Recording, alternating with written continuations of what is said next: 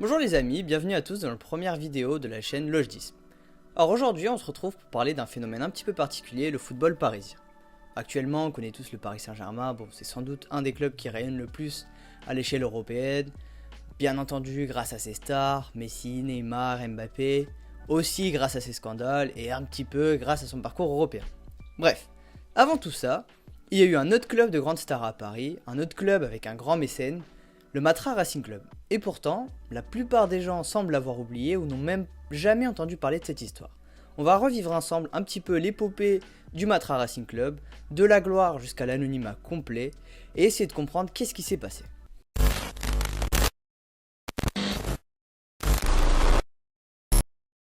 Alors tout débute au 19e siècle. En 1896, des poteaux entre eux du lycée Condorcet à Paris décident de fonder un club de foot. Alors ils vont appeler ça le Racing Club France ou le Racing Club Paris. Il y aura un petit peu de noms qui vont être utilisés. Très rapidement, ils s'installent à Colombes dans le 9-2, en périphérie du coup de Paris.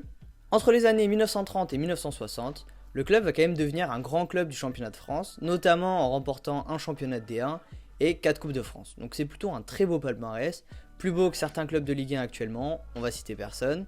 Bref. Après tout cela, dans les années 1960, en fait, ils vont quand même retomber dans l'amateurisme le plus total. Donc c'est un petit peu dommage. Mais le Racing va tout de même conserver l'image d'un des clubs parisiens les plus importants de la ville. Et ça va continuer à attirer l'œil d'un investisseur un petit peu particulier, Jean-Luc Lagardère.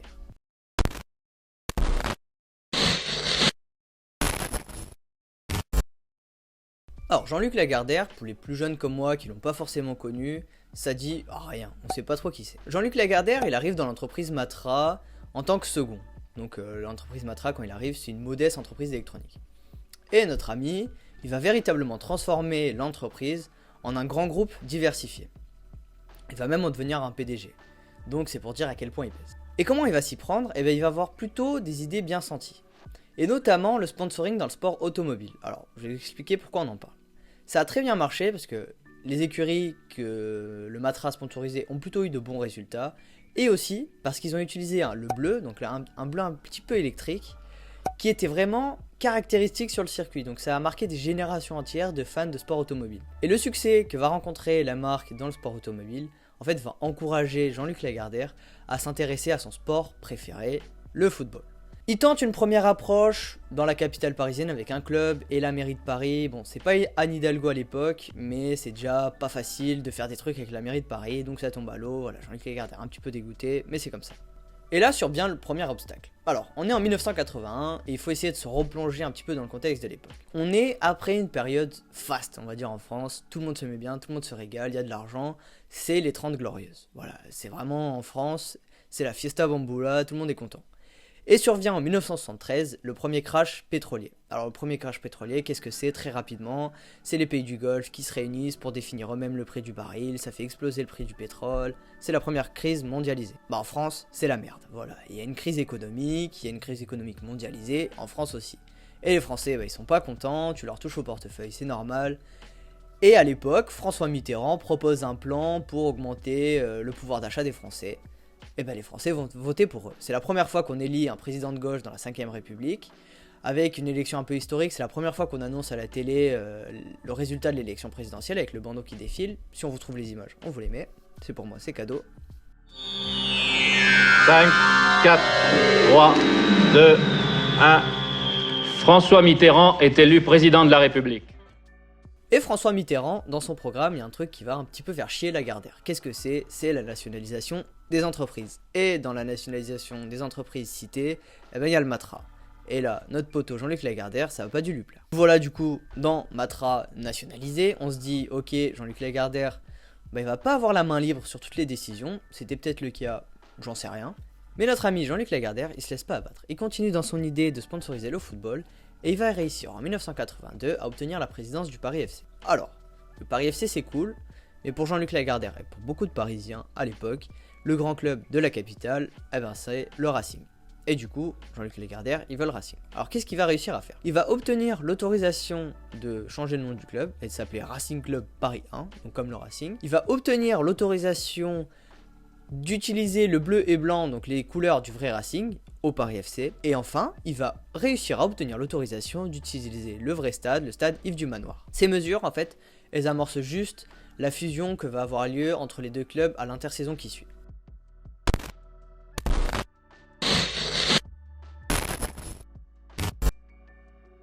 Alors on se retrouve avec Jean-Luc Lagardère à la tête du club, et très vite ils vont afficher de grandes ambitions. Être compétitif à l'échelle nationale, venir contester l'hégémonie du tout jeune Paris Saint-Germain dans la capitale parisienne, et aussi être compétitif à l'échelle européenne. Ouais, de grosses ambitions. Donc il faut vraiment monter le plus rapidement possible en D1, parce que quand Jean-Luc Lagardère arrive à la tête du club, ils sont en division 2. La politique de Jean-Luc Lagardère, c'est d'appeler des grands noms. Et le premier d'entre eux, vous le connaissez sûrement, c'est Rabah Madjer. Alors Rabah Madjer à l'époque, c'est un jeune espoir algérien, mais qui est plutôt très désiré dans le monde du football. Donc c'est vraiment un bon coup bien senti de la part de Jean-Luc Lagardère. Pour rappel, Rabah Madjer, c'est quand même celui qui a inventé le geste La Madjer. On vous met peut-être les images si on arrive à les trouver, voilà. Bon, avec ces grands noms, le Racing arrive plutôt à faire une bonne saison en Division 2, et se qualifie notamment pour les barrages pour accéder à la Division 1. Et dans les barrages, ils vont affronter 3 clubs historiques du championnat de France. L'OGC Nice, l'Olympique Lyonnais et l'AS Saint-Etienne. Et face à l'AS Saint-Etienne, justement, le stade Yves du Manoir va obtenir son record de spectateurs, 40 000 supporters. Alors 40 000 supporters, c'est vraiment énorme. On se rappelle quand même que la plupart des clubs de Ligue 1 actuellement ont des stades bridés à 30-35 000 places. Par exemple, je cite l'Alliance Riviera de l'OGC Nice. Donc pour un club de D2, c'est vraiment une performance historique. D'autant plus que le Racing va réussir à se qualifier face à l'AS Saint-Etienne. L'AS Saint-Etienne qui est encore dans le cœur des Français, un des plus grands clubs qui viennent de vivre l'épopée en 1976, l'épopée des Verts. Donc c'est vraiment un club historique du championnat de France à l'époque. Et Jean-Luc Lagardère, il va profiter de ce moment-là pour faire 2 annonces. Numéro 1, il annonce qu'il veut remplacer l'AS Saint-Etienne dans le cœur des Français. Alors quand je vous dis ça, déjà je pense que ça paraît énorme actuellement de dire on va remplacer un club dans le cœur des Français. Mais à l'époque, l'AS Saint-Etienne, vraiment, tout le monde les kiffe en France. Leur épopée en Ligue des Champions, tout le monde les a suivis. Que ce soit à la radio, via les journaux, peut-être à la télé pour ceux qui en avaient à l'époque. Ça a été vraiment le club phare. Ils ont été accueillis comme des rockstars quand ils sont revenus. En plus, ils ont perdu en finale. Vraiment, tout le monde les adorait. Donc vouloir les remplacer, c'est 2 choses. De 1, faire une bonne compétition européenne et que tout le monde suive vraiment l'épopée. Et deuxième annonce, c'est que le Racing va déménager. Alors vous me dites, c'est peut-être cool, hein, ils vont peut-être pour un stade plus grand. Bon, déjà, un stade qui fait 40 000 d'affluence en D2, c'est pas trop une bonne idée de déménager. Mais en plus, ils vont déménager pour le Parc des Princes. Alors là, je peux vous dire que vraiment tout le monde s'est agacé. Même Zvonka, qui est une légende du club, bon à l'époque il n'était pas encore une légende, mais il va le devenir en devenant entraîneur, par exemple. Bon là je m'étale un petit peu. Mais bref, tout le monde va dire que c'était une idée de merde, qu'il fallait rester au stade Yves du Manoir, le stade historique, et garder vraiment l'identité du Racing. Bon, on apprend très vite que ce sont des proches de Jean-Luc Lagardère qui lui ont un peu monté la tête. Et voilà, ils lui ont dit, viens mon ami, on va au Parc des Princes, ça fait une rivalité un peu inter AC Milan. C'était une idée de merde, très concrètement, parce qu'ils vont faire moins d'affluence que dans leur stade historique. On arrive dans la première saison dans l'élite, et franchement ça va être une véritable désillusion. Ils vont finir dernier. Alors tout le monde est déçu par cette saison, Jean-Luc Lagardère lui-même. Alors Jean-Luc Lagardère, faut pas le chauffer. Qu'est-ce qu'il fait ? Il prend son téléphone et il appelle Maxime Bossis. Alors aujourd'hui, Maxime Bossis, ça dit rien à personne. Mais à l'époque, Maxime Bossis, c'est un des cadres de l'équipe de France championne d'Europe en 1984. Et il est vraiment apprécié des Français, d'autant plus que l'équipe a été championne d'Europe. Et on est à 1 an de la Coupe du Monde en 1986, pour laquelle visiblement il va participer. Et il décide de rejoindre un club en Division 2, donc ça prend tout le monde de court. Alors lui, il se dit très intéressé pour être le chef de file du nouveau grand projet d'un grand club dans la capitale parisienne. Que nenni, hein. On apprend vite fait que le mec il va toucher 300 000 francs en brut mensuel. Alors aujourd'hui, si vous faites la conversion, je crois que ça fait 457 €, enfin des cacahuètes quoi. Mais à l'époque, avec le coût de vie, etc., c'était vraiment une très très belle somme. Et on apprend en plus qu'il a refusé l'intérêt de Tottenham, un club anglais, etc. Donc vite, on croit que c'est du pipeau, son histoire de projet sportif. Alors vous imaginez bien, avec une équipe avec autant de stars, la Division 2, c'est de l'eau. Il remonte vite en Division 1. Et là on arrive à la saison 1986-1987. Et c'est là que Jean-Luc Lagardère va véritablement lancer les grandes manœuvres. Alors qu'est-ce que c'est que les grandes manœuvres ? Je vais vous expliquer. Il va choisir de faire venir que des grandes stars. Et 2 d'entre elles notamment, vous les connaissez peut-être. La première, Enzo Francescoli. Alors ça vous dit peut-être rien, mais Enzo Francescoli à l'époque, c'est juste l'idole de Zinedine Zidane. Ça pose les bases. Deuxième recrue, Luis Fernandez. Alors Luis Fernandez, aujourd'hui, sans doute, vous le connaissez tous. Voilà, c'est un personnage médiatique, à la radio, à la télé, tout le monde sait qui c'est. À l'époque, Luis Fernandez, c'est le capitaine du Paris Saint-Germain, les gars. Capitaine de ton adversaire historique, enfin du derby de la capitale parisienne. Capitaine de l'ennemi. Et en plus, il n'arrive pas au club à un âge un peu pété, genre il n'arrive pas à 19 ans ou à 35 ans, il arrive à 26 ans. Il est vraiment dans la force de l'âge. Donc vraiment, c'est un coup de poker de la part de Lagardère et de son club.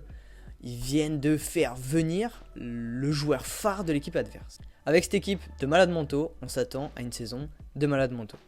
Et vous voulez savoir le résultat ? 13e. Donc encore une fois, c'est la vraie déception. Alors Jean-Luc Lagardère, il se dit, on a quand même une équipe incroyable et on finit 13e. Donc c'est très loin des standards qu'il voulait attendre, de cette qualification en Ligue des Champions qui était tant désirée par le club. Et du coup, il va faire une analyse, peut-être la bonne, c'est que c'est l'entraîneur qui pêche. Alors il va se tourner vers la Ligue des Champions, prendre sans doute le meilleur entraîneur de l'époque de la Ligue des Champions. Il va regarder qui vient de gagner la Ligue des Champions, c'est le FC Porto. Et l'entraîneur du FC Porto, c'est Arthur Georges. Alors Arthur Georges, ça vous dit rien, mais franchement à l'époque, il était plutôt coté. Remplaçant et l'entraîneur Arthur Georges qui est un petit peu étonné de ce qu'il découvre dans le football français depuis quelques mois. Le trio. Alors Jean-Luc Lagardère, il va pousser le business encore plus loin. Il se dit, si on se qualifie pour la Ligue des Champions, c'est plutôt une bonne nouvelle, mais pour la visibilité de l'entreprise, c'est pas encore ce qu'il veut. C'est cool de sponsoriser le club, mais il faut aller encore plus loin.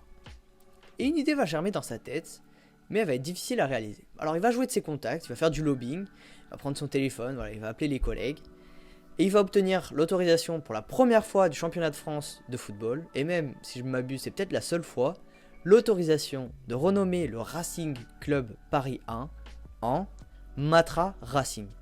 Donc il supprime toute une partie du nom pour remplacer par le nom de son entreprise. Or à l'époque, ça fait un tollé en France. Autant vous dire que même si aujourd'hui, je sais pas, le Paris Saint-Germain se fait renommer QSI, Ineos arrive, renomme l'OGC Nice Ineos, je pense que tout le monde tape une crise. C'est normal. Et à la mi-saison, on se dit que Jean-Luc Lagardère, il a du flair. Parce qu'à la mi-saison, ils sont 3e. Donc on se dit, putain, le mec, il a fait un braquage, il a fait un coup de poker. Il a renommé le club Matra Racing et il est en train de se qualifier pour la Ligue des Champions. Là, tout le monde se dit, ouais, le projet, quand même, il a des fondations solides. Bah, fallait pas compter sur les 12 dernières journées. Il reste 12 journées, 12 matchs. Et bah, sur ces 12 matchs, 0 victoire. Alors là, c'est vraiment une saison catastrophe. Le club passe de la 3e à la 7e place, donc la place européenne sous le nez. Jean-Luc Lagardère, il est un peu saoulé. Et c'est un petit peu le début de la fin pour le Matra Racing Club.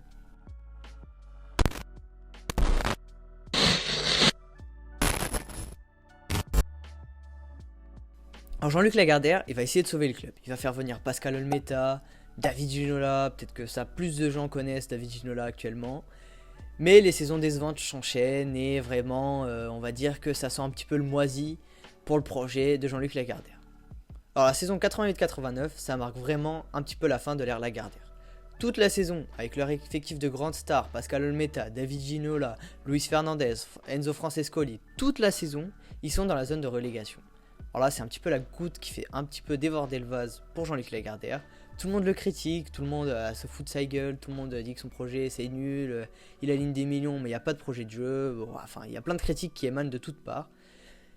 Et le club arrive quand même à se sauver à la dernière journée, alors non pas sur les points mais à la différence de but. Alors pour Jean-Luc Lagardère, c'en est trop. Le 6 avril 1989, il annonce « Le Matra va arrêter tout engagement dans le football ».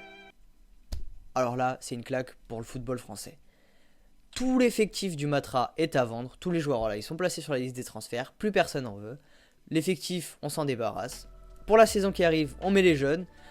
On prie tous les dieux de la terre que ça se passe bien. Alors vous imaginez, t'as l'une des mecs qui ont très peu joué en D1, voire jamais, des jeunes sans aucune expérience. Alors la saison qui suit, elle sera juste catastrophique. 19ème, ils redescendent en D2. Mais quand même, mention d'honneur, les jeunes joueurs du club vont réussir à se qualifier jusqu'à la finale de la Coupe de France, en éliminant notamment l'Olympique de Marseille, si je dis pas de bêtises, c'était en demi-finale.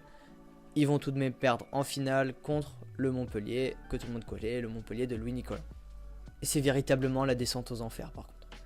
Le club demande même la rétrogradation en Division 3. Voilà, ils veulent éviter la faillite financière parce que le Matra, certes, ils ont mis beaucoup d'argent, mais ils ont aussi engagé beaucoup de frais.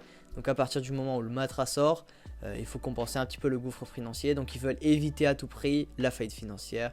Ils redescendent à petit les divisions et tout le monde les oublie.